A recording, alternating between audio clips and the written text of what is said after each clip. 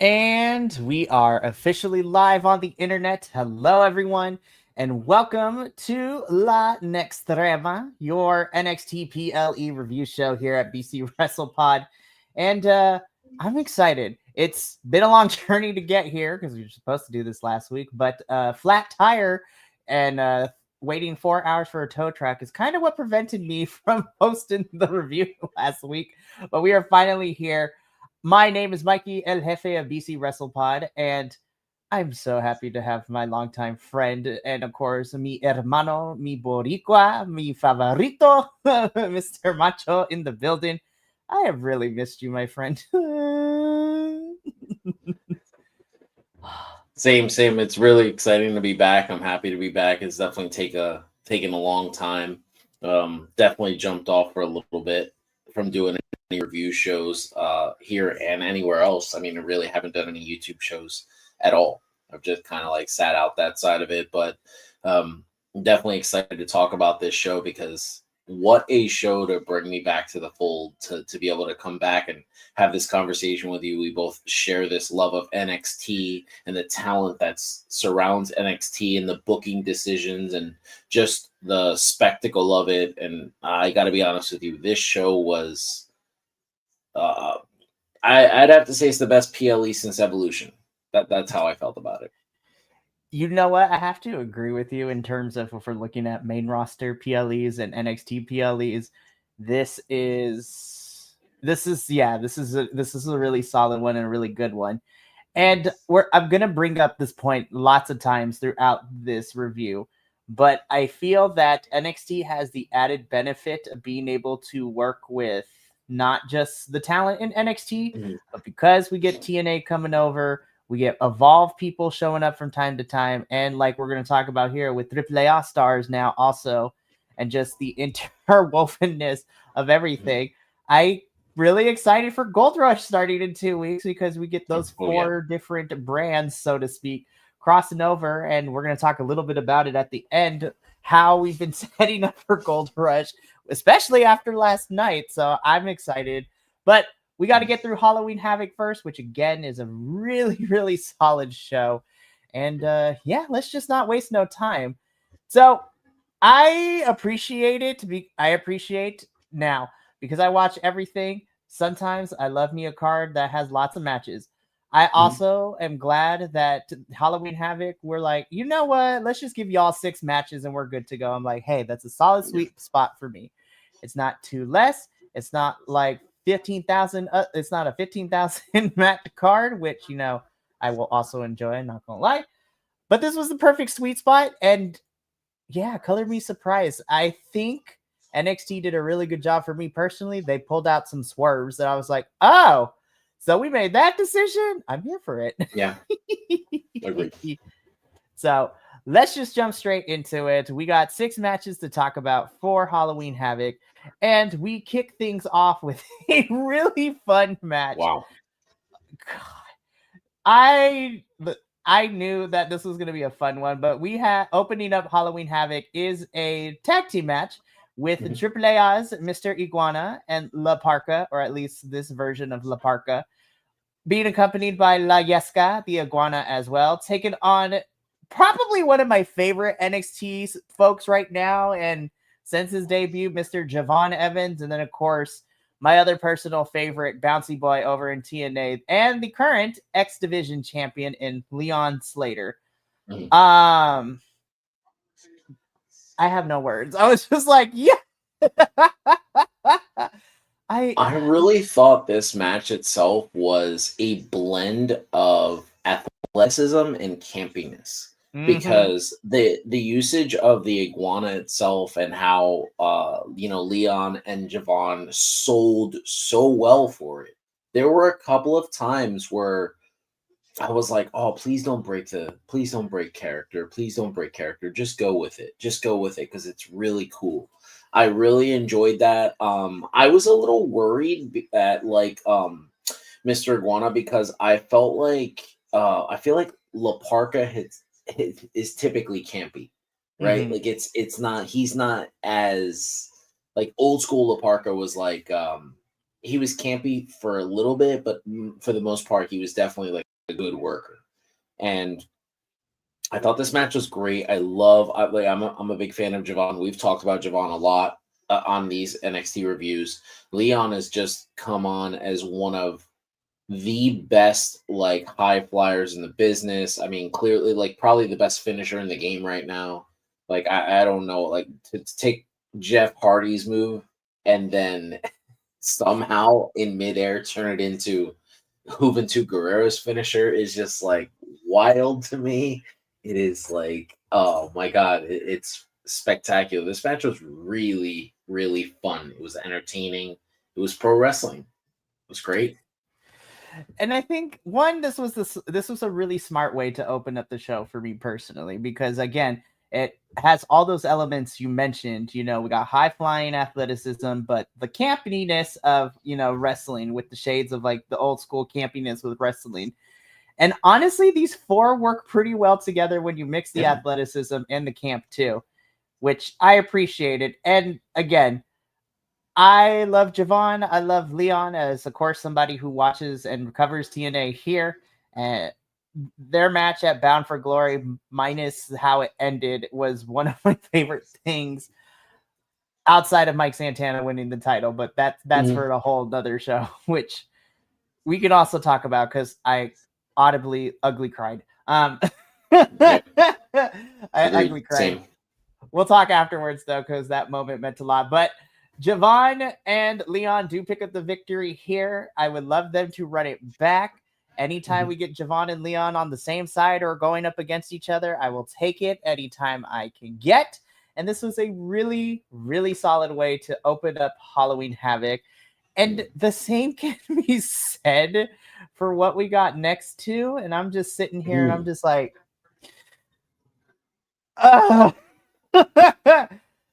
love him or hate him, all ego Ethan Page. Yeah.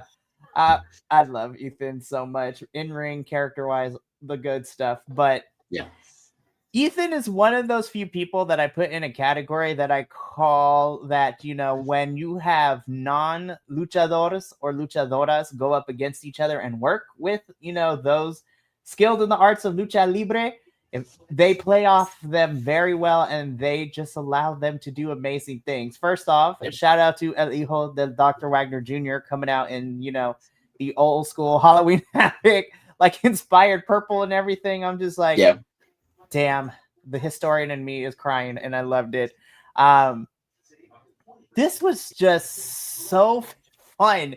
And again, it goes back to that campiness. It was a Dia de los Muertos street fight, essentially. Ethan Page looking really good here, but also, El Hijo de Dr. Wagner Jr. looking really great too. They worked so well together, and I will say, was a little worried because I know that they have mixed it up a little bit in AAA, but I wasn't sure how the NXT audience was going to react to this. And by the way, shout out to this crowd. Y'all gave me what I wanted. Y'all gave me what I wanted, because I don't know what's going on with the other PLEs in these crowds, but y'all gave me what I wanted, NXT, and you never cease to disappoint me with your crowds. Agreed. Yeah, I really liked how good this match was. I love the fact that like El Hijo de Dr. Wagner Jr. was able to come in, and the fans, they obviously, these are hardcores that are in the arena because they knew who he was right away. They popped for him right away. They reacted to the way he spoke and, how he carried himself the same way they would in AAA. And I gotta say, I feel like the unsung hero of the entire show is Ethan Page. I feel like this is what he is here for. And I feel like he's rewarded with championships and he's rewarded with wins. But for the most part, I think it's the fact that he's such a trooper. He's willing to go out there and do anything. He's really good at what he does. And he definitely brings out the best in whoever he works with. He's by far one of the best workers in all of NXT.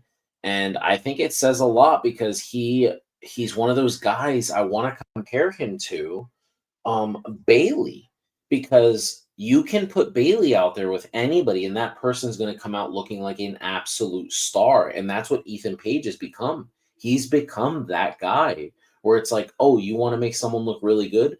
Give him to Ethan. Ethan knows exactly what to do. And I'm just so happy because, yeah, for the people that have never seen, Eho work before, like they were given a really good treat here. That's a great way for you to get introduced to this character. And for Ethan to sell for him the way he did, I mean, for him it was just standard stuff. His move set, to say like what Adam Page likes to say, like move set, but we were able to see so much more. He sold so much. He was so giving, and we were able to really enjoy the offense from a superstar that not many people know that much about. It's a great introduction to his character and everything. It was great. I 100% agree with you. And then, of course, what I love is the balance of, giving a full show for people who might be unfamiliar with Eho, but also for those of us who try to keep up with everything. I love that they brought the feud that these two have been going back and forth with over the last couple months down in AAA to NXT television. And you know what? We're getting everybody to show different things. And again, we're going to talk about it at the end of the show, but another AAA championship is going to be making a appearance. Well, it made an appearance on NXT last night, which I was just like, I love this team so much. But I'm really excited because I think it's going to be fun at Gold Rush because those titles will be defended. And I'm just like, just get everybody in here. Let's just do the thing. But this was also for the NXT North American Championship. After everything is said and done, all ego Ethan Page walks out as champion, but this was definitely a highlight match for me. And I kind of want to see more of Eho come to NXT more often. Yeah, I mean, I think this is one of those great things where I forget what professional wrestler actually quoted this, but a long time ago, there was a wrestler that actually said this phrase, and that was, you don't need to win a match to get over. To get put over. And I felt like that's what happened for Eho here, because he didn't win the match, but he definitely came out like the bigger star. And I love that for him. 100%. And you're absolutely right. You want to put someone over, have them work with all ego Ethan Page. Yeah. Oh my goodness. But yeah, this Dia de los Muertos street fight was fun. It was great. And so far, NXT was 2 for 2 in the evening. And I was like, all right, I'm having a really fun time. And I'm glad because So I will say it was very unfortunate, the circumstances given, because Soul could not be cleared to wrestle against Blake for this NXT Women's North American Championship. However, I would say it's a blessing in a disguise because I was so excited when they pivoted to have Zarya compete and defend it on behalf of Soul, but this is like a true one-on-one PLE debut for Zarya. And to go up against Blake Monroe, too, of all people, I was just like, oh, this is a recipe. And this match was a lot of fun. Again, that's the term I'm going to use. Halloween Havoc leaned into the campiness of it being Halloween Havoc, but we also got some really great matches and some really fun storytelling going into, leading into NXT television over the last 2 weeks. But I'm so damn proud of Zarya. I've been wondering when she was going to get a one-on-one. And again, unfortunately, circumstances may they be. This was fantastic, and I'm so happy for you, Blake. Yeah. I love so much. So good. Yeah, I mean, this match, oh my God. I had to, I was in the middle of doing stuff, like trying to watch the match, and I kept stopping because I could not believe what I was watching. There were certain spots, because if you go back to her match, the cage match she had last PLE, right? Against Jordan, you're right. Yeah, that match was like just good old fashioned, like really well paced wrestling. Like it was just a pro wrestling match, like just classic meat and potatoes wrestling, nothing super special, a couple little high spots, but nothing outrageous. It was just two women telling an exceptional story about how they despise each other. This match was all about Blake showing the world that not only is she a threat in your mind, but she's a threat in the ring, and she will show you that she is a student of the game. I have to point this out. I'm sorry. I have Googled, I have researched, I've checked Cage Match, I've talked to wrestling fans from the past. I talked to a couple people that are still working in the business. I can't find anyone that's ever seen a torture rack into an arm bar. I don't know where Zarya had her up for a torture rack, and it was clear that she was going to give her like a modified TKO, right? Mm-hmm. Like, which is like what the Nikki Bella's new finish, right? Because she doesn't do the torture rack anymore. And she turned it into an arm bar. And I was like, there's no way.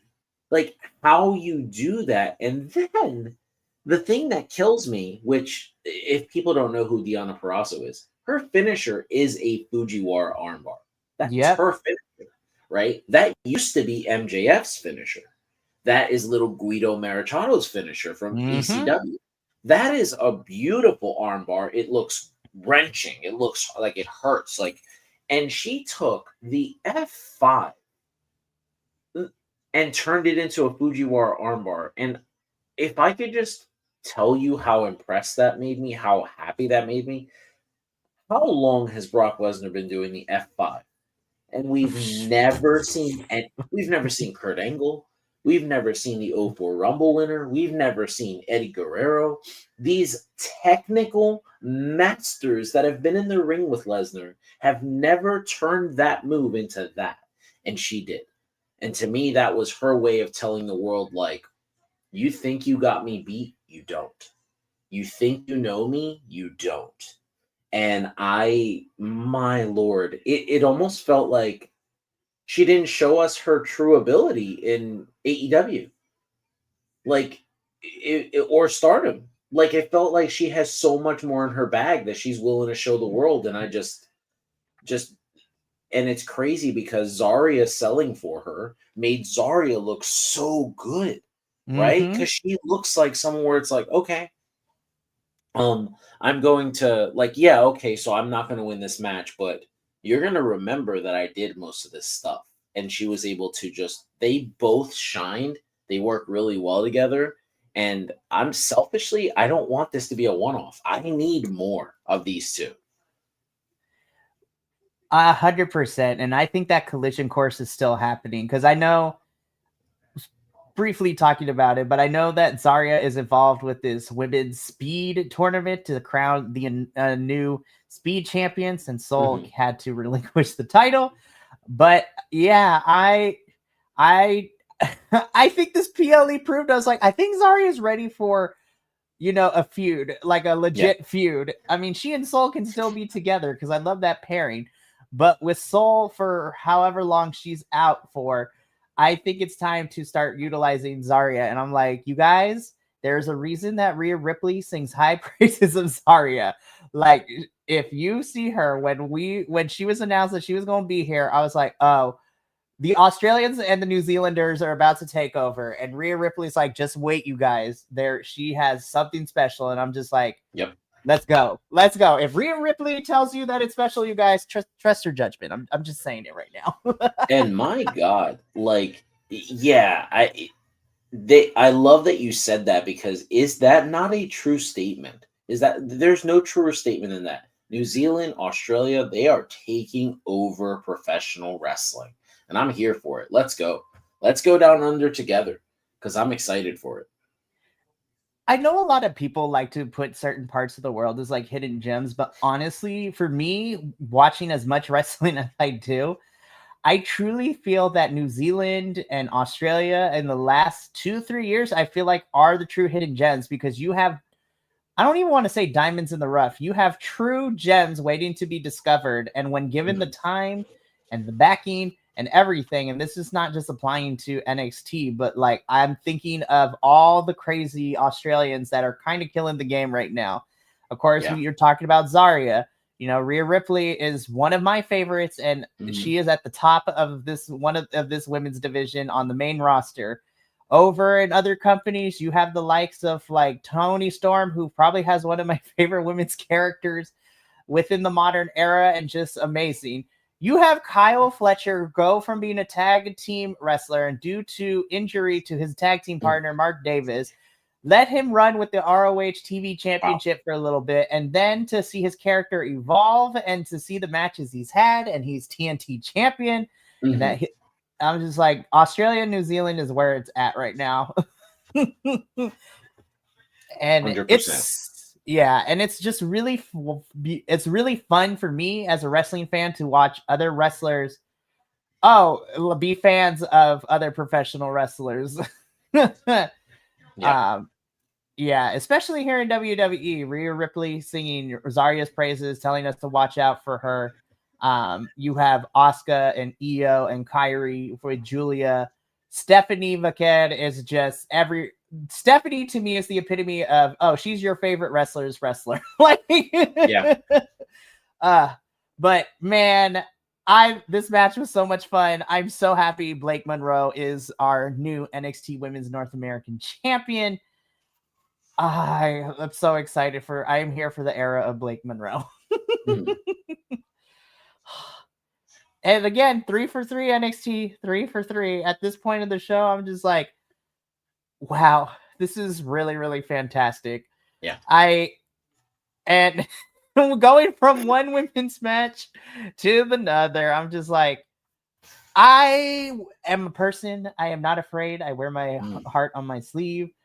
I mean, when I did predictions with my other hosts, I was like, I'm gonna pick Tatum because I love Tatum. I don't think she's gonna win, but I love Tatum a lot, and I think she has something special, and I would love to see it, but I don't know if we're gonna do it. Spoiler alert: I would like to take NXT to court for the tears that I shed at the end of this match, because again, Tatum at least for us here, for as long as we've been covering NXT through the different iterations that we've had, the rotating panel of hosts that we've had, we have all said that Tatum has something special. And when given the chance, we were going to see her one day become NXT champion. By God, NXT decided, you know what? Let's pull the trigger and see, where we go with Tatum. This was fun. I cried. I love Tatum so much, And I think what made me fall in love with Tatum more is that originally I loved her, but then when she and Lyra were paired together, I'm like, that banter, that on-screen character dynamic, the way that Lyra is her on-screen and off-screen bestie to Tatum and supporting her made this win feel very, very special. And I mean, I can go on and on, but then we'll be here forever. But this was for the NXT Women's Championship. JC defending her title against the number one contender, Tatum Paxley. The era of the spooky girl has finally begun. Absolutely well deserved. I mean, just going through cycle to be everybody's like. So I want to point this out because I feel like I really thought you were going to bring it up, but both of these women in the past were always second fiddle to somebody else. Mm-hmm. They were never supposed to be the star of their group. JC's been through group after group, and she's never been the main character. And then, she betrays Gigi, and she gets the Shawn Michaels treatment. Mm-hmm. Like, she's the Shawn Michaels of the group. And nobody believed it. Like, I remember when it happened, people were angry because the internet loves Gigi Dolan. They do. Everybody loves Priscilla Kelly, right?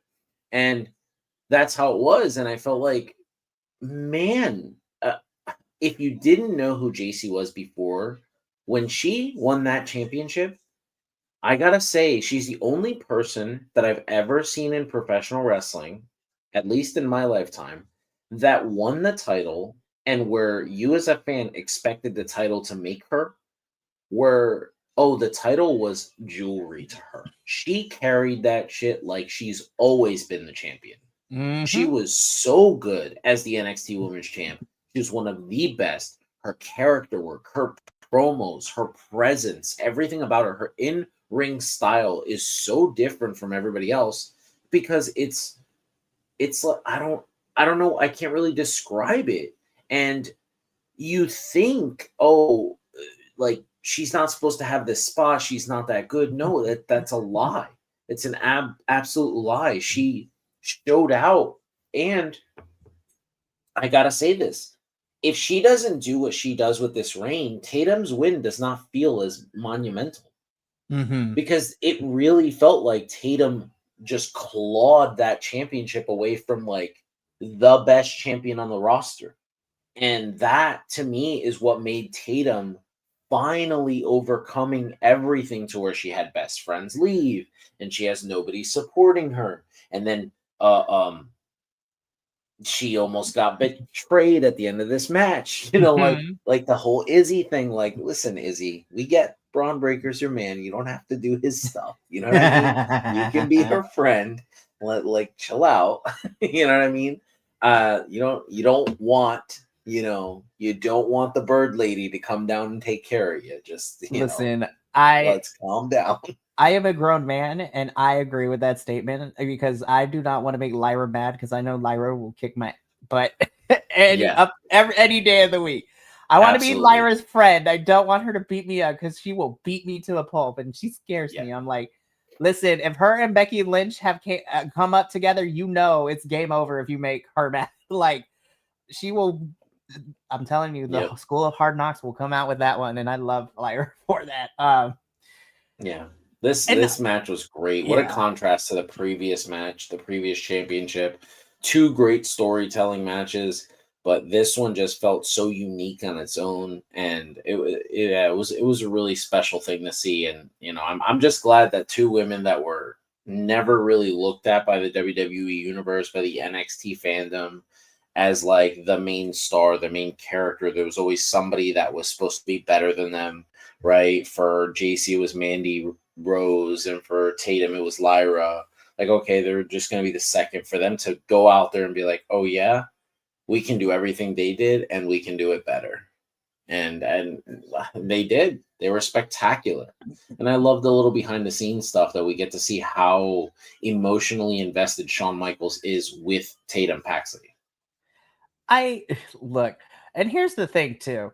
And however you feel about HBK's career as an in-ring performer, the best way that we always throw out, we kind of make fun of it, but 100%, I was like, Shawn Michaels is literally playing dad/grandpa to these NXT talents. Yeah. Especially the women's division. Like, I have not seen an NXT women's talent, current or has gone on to main roster, ever has said a bad thing about the way that Shawn Michaels books, works, talks to, all the adjectives you can use to describe, how he works down in NXT. And I'm just like, the women rosters respect, but they love Shawn Michaels like they like he's their dad/grandpa.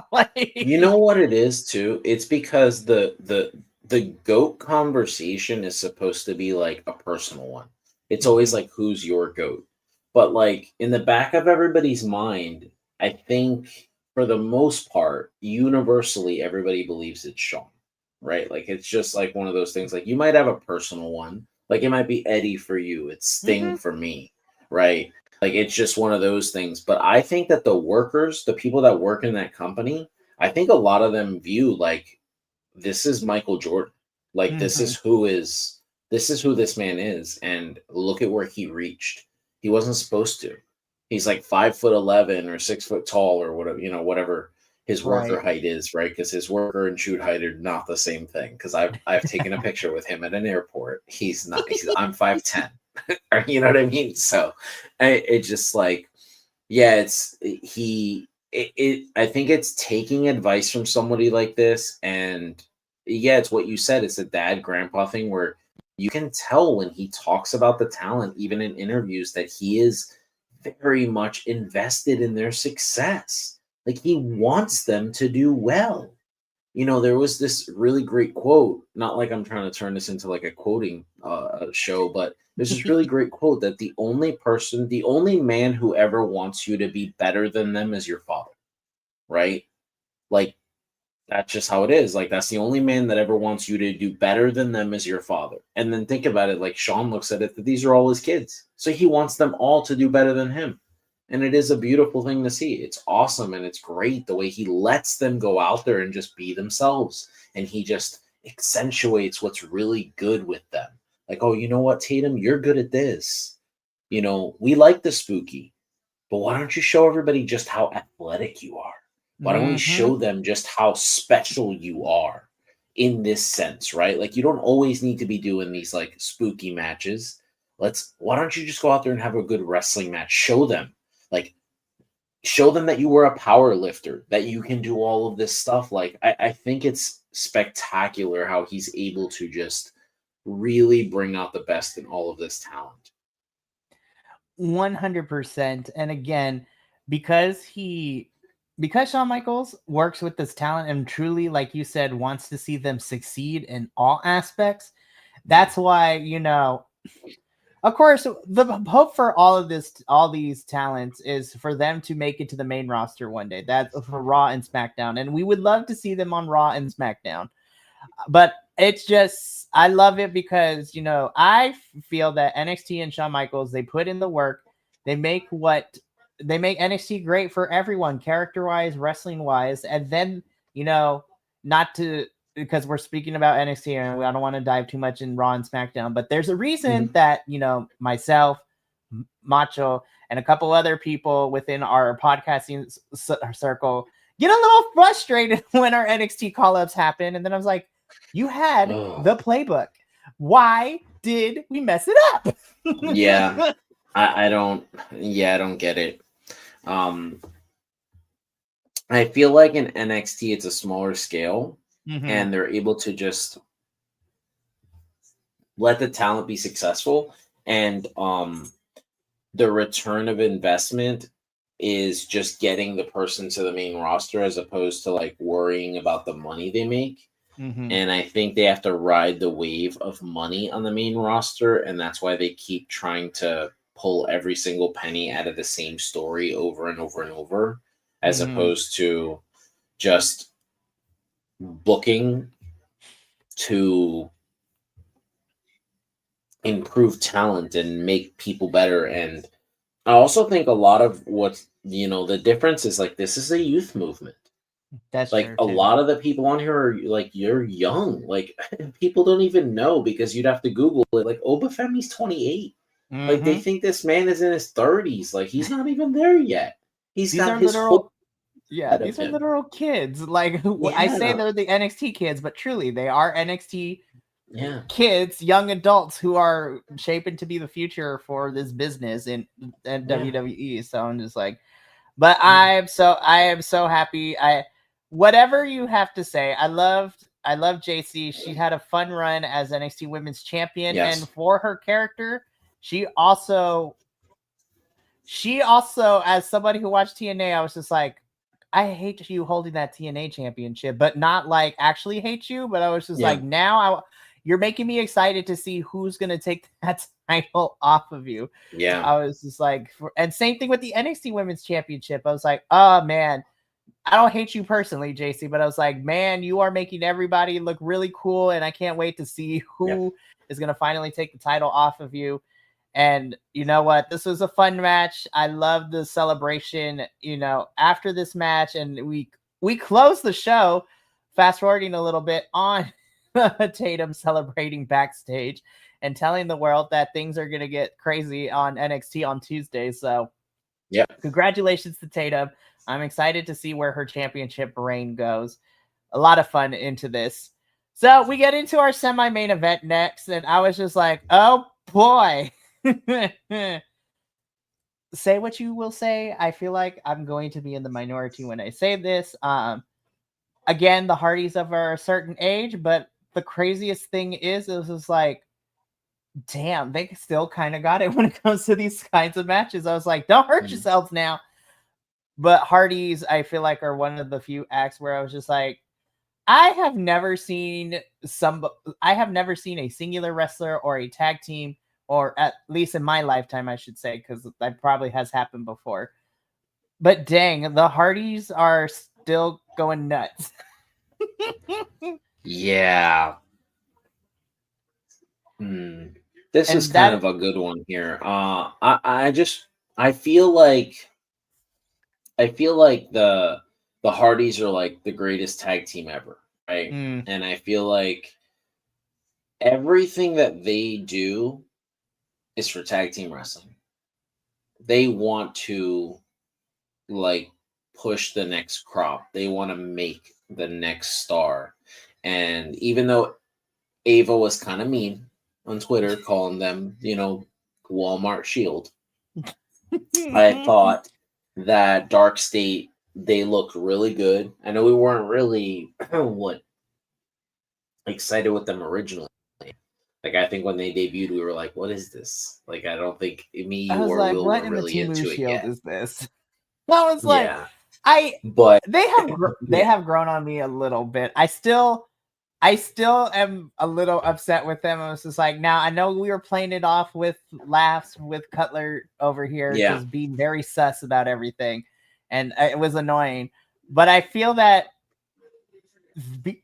from here and the last 2 weeks I've seen Dark State, I'm like, I still need to fill you out, but now I feel like there is some cohesion into where we're going with you guys as an actual stable and a faction. And I was like, okay, I'm invested a little bit now, and I'm here for it. We have motivation, is what I call it. I was like, now you have a goal, and now you have a direction of where we're going, which is all I wanted from you guys when you first came together. Yeah. This tag match, this run for the Hardys, it reminded me of Becky coming back and winning the NXT Championship. The whole run, the whole 42 days of her championship was designed to put someone over. It was like, let's pick someone, let's give this person the strap, let's get this person ready for the next level. And that's what I think the Hardys did. And boy, did they find success, because there were a couple of spots in this match, and I think it was like, it's tough to have this kind of match in such a small venue, because the Hardys are used to having it in like these monstrous arenas and stuff like that. But I really feel like I enjoyed this match. I knew exactly what I was getting out of it, and I stand on this, and I'm going to stand on this until he officially retires. Jeff Hardy can go to the main roster right now, and he could be a main eventer, and you can't convince me otherwise. I think Jeff Hardy's as good as he was back in the day. I don't know if Matt is necessarily the Matt Hardy like V1. I don't know if he's necessarily like, that version. Awesome theme song, by the way. Really great song. You guys should Google it. It's amazing. But yeah, I just feel like Jeff Hardy, he just... MVP talked about it on this podcast, where he said that like Stone Cold Steve Austin got over with a kick and a punch. And I feel like what he was trying to tell people, that I think people misread what he was saying, was he's not saying stop doing the flips. That's not what he's saying. He's saying add this character to those flips. So when your body tells you I can't do this anymore, now you have this character that the fans are invested in, and they're like, you know what? Maybe we didn't like we don't miss the flips as much because we love you. We love who you are. And I feel like that's how it is. Like Jeff Hardy, he's probably the most beloved superstar, by every community. I think everybody loves Jeff. I think he can do anything. I would like to see him with one big singles run. And I 100% agree with you. And I feel that in the last maybe 10 years or so, I want to say, he organically is like everyone's favorite. So everybody knows me here at BC Wrestle Pod. I have my hands dipped into a whole different plethora of things, right? But again, a term that I brought up earlier, Jeff Hardy is your wrestler's favorite wrestler in a sense. Because I cannot find anyone on I don't dig too deep in the internet for my own sanity. But like, if you ask fans and if you ask like other content creators, or even just within our little group here, I'm just like, there's not one person who doesn't like Jeff Hardy. And Agreed. I still hold to the fact that because the pandemic was a weird time for everyone, I felt like I was in the minority. But like during that pandemic era where we had that intercontinental triple threat between AJ, Sammy, and Jeff in a ladder match for when Jeff was IC champion, I still hold to the belief that is one of my favorite pandemic pay-per-view matches during that weird era. Because I was just like, it was creative, it was different, because you know Sammy had literally locked Jeff's earlobe with the gauge, with the chain and the handcuffs, and I'm just like, we didn't get a run back, and I was like, that's a shame. That was a shame. But yeah, it was just really good, real good stuff. Yeah, I like the pandemic era stuff. I enjoyed a lot of it. I fell in love with a lot of it. I do too. I feel like because at least during the pandemic era for the first like year or two, it was also like, let's see what we can do and what sticks, because that's where, you know, not everything worked, but you know what? They were willing to do something different, and it gave us some really great stuff. Like, I know everyone and their mom talks about it, but because of the circumstances, we got, you know, the Boneyard match between Taker and AJ, which was different and I loved. Of course, everyone also talks about it. The Firefly Funhouse match between Bray and the Fiend, and all the different iterations against John Cena. And I was just like, it was just a really weird. It was a really fun time where the creative was just like, let's just see what happens. And there were some moments where things kind of didn't work out. Like, I still hold to the belief that Kevin Owens versus Roman Reigns for that championship in basically a false count anywhere match, where we saw Kevin Owens commit vehicular manslaughter, where he comes out of frame and runs Roman over with the golf cart. And then Paul Heyman, I was like, I know it's live, but damn, Paul, we were struggling with the keys. I was like, no. But it was still, but Dark State is your NXT Tag Team Champs once again. And I'm really digging the feud that we're getting with Dark State now, you know, feuding with Javon and by osmosis Leon Slater at the same time too. So I was just like, now I'm invested. And we're going to talk a little bit after a bit, because I was just like, finally, I need more time. But I was like, finally, we let Saquon Sugars wrestle against Javon, and it was fun, and I need more Saquon in my life. Anywho. So again, even though some spots were not necessarily the best, I had a great time with this. I was like, wow, this flew by. I had a great time. We got one match left. And okay, so I love me some Ricky, right? I really, really do. I still think this was a solid match. And I, by no means, shape, or form am I going to say this match was bad. But given everything that we got prior to this in the last 5 matches, I was like, this was pretty solid. This was like the true, like, only really non-campy, non-gimmicky match. But hey, it's for the NXT Championship, so it makes a lot of sense. Yeah, I thought it was solid. I love Ricky. I'm ready for Trick to. I'm scared for Trick, but I also think, what else can he do here in NXT? I think Trick is ready, man. Yeah, I mean, I think Trick is dealing with the Braun Breaker stuff. Like, they kept Braun back for a while. I enjoyed this match. I felt like it was a fight. I felt like it was more, that's what it was supposed to be. Yeah. It was supposed to be just two guys that really dislike each other go out there and they just like bang out. And I really enjoyed it. I felt like this was monumental. The third straight PLE for NXT with 2 black men as the main event. I thought that was just spectacular. Great representation for that community. Obviously NXT does right by, people of color as well as women. And I think that they showcased, and I love the fact that Ricky and Trick have this feud that I'm so glad it's not over, because I feel like there's so much more for these two to do. And the way I look at it is Ilya Dragunov put over Trick Williams the way he did. Carmelo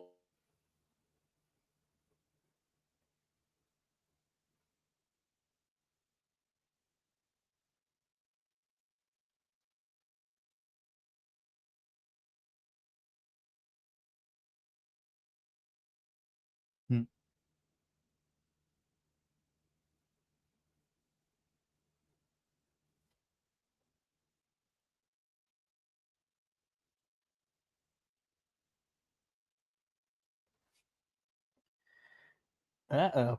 Looks like my co-host is frozen. No. Oh no. Alrighty. Well, while we get that all situated, right? I want to give my quick thoughts about this really well. So, as Macho was saying, I'm really glad to see that this feud is not over. um, I have had my issues with Trick, at least now, because he is facing the Braun Breaker effect where they kept it back a little bit.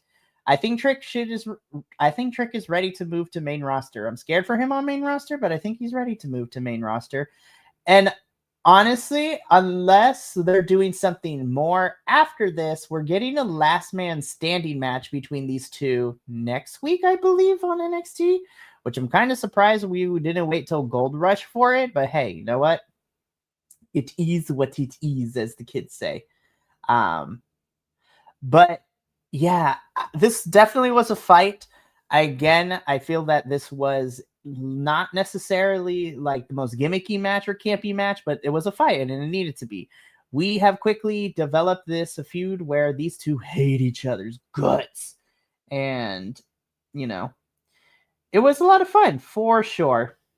Of course, Ricky Saints ends up retaining the NXT championship.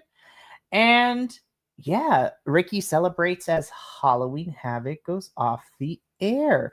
I'm gonna wait for a little bit to see if Macho comes back on. I know the technology doesn't want to work with us sometimes. I mean, it wouldn't be a BC WrestlePod show without it.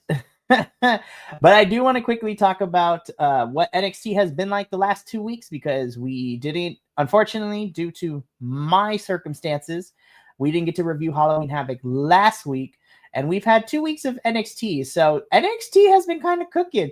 We've gotten some new feuds and some storylines coming out. The next big thing for NXT is Gold Rush, which is, a joint show, which is going to include NXT, Evolve, TNA, and AAA. So we already got some matches made for that. Like, we're one of my favorite things that's happening is that, Kalani Jordan, Kalani, she dropped one of my favorite promos last night. Just so good.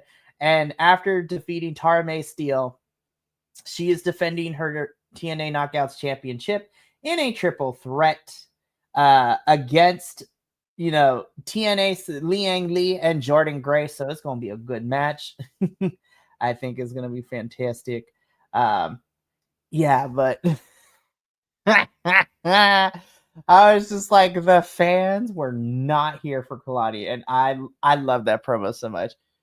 Welcome back. Technology's weird. Storm here in Pennsylvania, where I'm at, and it just shut down all the internet and everything. So I had to run downstairs and reboot it and everything. Trust me, I have had those moments, but you came back at the right time, because I was talking about how I really loved Kalani's promo from last night.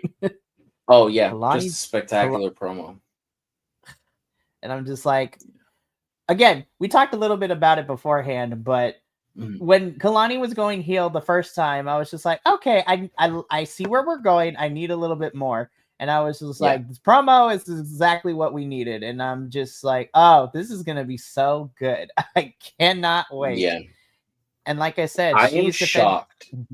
Yeah, I got to say, I'm very shocked that they allowed her to use Cody in her promo, because he is the face of the company right now. And she pointed out something that is very interesting, and obviously her using Dirty Dom, that makes sense, right? Because he's praised for it, because he's like, as he said in his promo yesterday or the day before, that was just spectacular. Just like, keep my father's name out your mouth, as he says that to his father. I was dying. Oh my God, just spectacular. Yeah, I just think it was so good. I was so happy with like her promo. I thought she came off as calculated, and it was almost like it felt like someone who almost like is constantly getting stepped on, and they just like snap, and that's it. Where it's like, that's it. Like, that person that you knew before, that person's gone. That person no longer exists. And it's so funny because I feel like you brought it up, and now I can't stop thinking about it. It's kind of Bailey's heel turn, right? Yeah. Like when Bailey left the hugger, when she left the ponytail, she never went back. Like, yeah, she does the wave, when she does like the Bailey to belly or something like that in the corner. But that's just like a little throwback. But she's never going back to the hugger. And that's how I feel about Kalani, because there's a lot of people that felt like the bubbly version of Kalani is not, it wasn't really her. That's not really who she is. This is her. And man, she is a unbelievable performer. And, she's never really got the shot to be like the one. Right. Mm-hmm. So I love it. I think this is great for her. She's great. I agree with you there. And of course, like I was saying, she is defending that TNA Knockouts Championship at Gold Rush in a triple threat between her, Jordan, and TNA's Liang Li, which has me excited. I can't wait for that. I am a little bit surprised too, because I mentioned it when I was talking about Ricky and Trick for right now. They're not waiting till Gold Rush, unless I was mistaken. We're getting a last man standing match between the two of them next week, which is kind of fun. I'm excited to see where that one goes. Also, I and Will are like in the minority in the fan club here, but I am really happy to see that NXT is giving more screen time to Tavion. I love me some Tavion Heights. I think, again, his feud with Ethan, I loved him before. I loved him even more after that, as silly as the gimmicks were. And speaking of Ethan, those AAA mixed tag team champions with him and the best person in the world, Chelsea Green, the Presidente of my heart.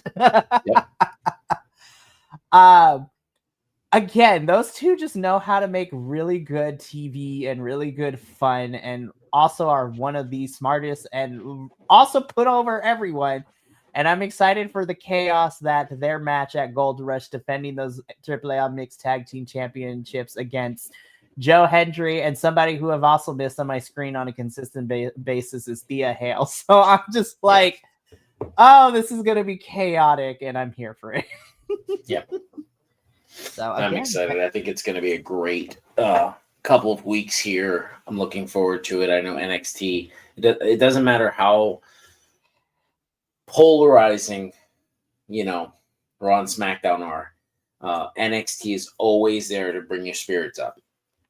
100%. NXT is, again, I watch a lot of wrestling. NXT consistently always makes me look forward to seeing what we're going to see on Tuesday nights, and makes me excited for the Wednesday reviews. But yeah, Mancho, it was really nice to have you here. I know scheduling wise it might be different, but you are more than welcome to continue to come if your schedule allows it. Yeah. Well, yeah, I really appreciate it. I'd love to get back. I'd love to get the three of us back together at some point here. I don't know. I'm sure Will's schedule has gotten pretty hectic as well. He probably has a bunch of plays and stuff getting ready for. At least the next 2 weeks, that's what he's going to be missing. But, after those 2 weeks, he'll be back. And then, of course, you haven't met him yet, but I have a Spitfire in our newest NXT host who, of course, is our on-the-ground person. He is a longtime friend of mine, but he also lives in Florida. Oh, nice. And he happens, and so I asked him to step in during the summer to cover me for NXT while I was on vacation, and he got hooked into NXT. And since he lives in there, he occasionally gets to go to the live tapings. So I'm like, I want that so bad, but hopefully, we'll make sure to get the band back together with you, me, and Will, and then the quartet of us is going to be a lot of fun. But that's going to be it for us here. Thank you so much for tuning into our Halloween Havoc review, and thank you for being patient. And I appreciate all the understanding after, last week having to reschedule, but I am happy we got to do it because, again, Halloween Havoc is probably one of my favorite WWE PLEs outside of Evolution this year that we have gotten from this company in 2025. And I'm excited to see where we go. Of course, like I've said multiple times, the next big we have Gold Rush coming up in the next couple weeks for NXT. And then their final PLE is Deadline towards the end of November, beginning of December, which I'm excited about. And then, of course, I don't know what actual show is going to be like, but I'm excited because I will be at Survivor Series live at Petco Park. So that should be fun. Nice. I think what makes it better is I get to take my mom. The only thing I hope, I don't know if main roster will do it, but I was just like, my mom is a huge fan of Penta, has been. So she's like, I just want to see Penta once in my life and I will be the happiest person. And she's not even a wrestling fan like that, but I was just like, me too. But she also is excited at the prospect of Dom and Rey Mysterio too, because, I was just like, she's like, I hate Dom, but I love him at the same time. I'm like, facts. But anyway, so we got to get up on out of here because I will be back in about an hour or so. Well, actually, no, in about an hour and a half, as I will be switching, as I will be tagging out one Puerto Rican for another, because Adolfo and I will be here to review CMLL here in a couple hours or so. And then, of course, later in the week, we got TNA finally after weeks of no TV for TNA because they were taking a break after Bound for Glory. We're finally getting TNA stuff as we were gearing up for not only their own pay-per-view Turning Point, they will be participating in Gold Rush and all the crazy stuff too. And finally, Mike Santana, I get to see you on my TNA screen once again. Yes. Anyways. But that's going to be it for us here. Thank you so much from all of us here at BC WrestlePod. Remember, take care of yourself, love one another, stay Bi-Conic, and more importantly than anything, you always deserve to finish your story. We will see you for CMLL later tonight. But until then, sayonara, adios, and until next time, peace.